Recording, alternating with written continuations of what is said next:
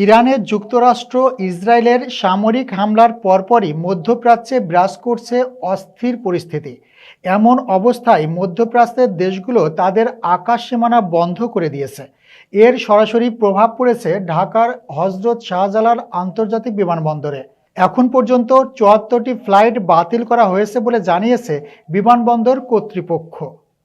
বেশ কিছু ফ্লাইটের উড্ডয়নের সময় পরিবর্তিত হয়েছে বলা হলেও আদতে বেশিরভাগ ফ্লাইটের যাত্রা এখন রীতিমতো অনিশ্চিত।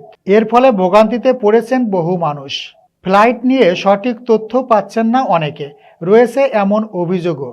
শাহজালাল আন্তর্জাতিক বিমানবন্দরের নির্বাহী পরিচালক group captain S Ragib Samad গণমাধ্যমকে জানান, গেল ২৮ ফেব্রুয়ারি থেকে ২ মার্চ পর্যন্ত ৩ দিনে মোট ৭৪টি ফ্লাইট বাতিল করেছে বিভিন্ন এয়ারলাইন্স।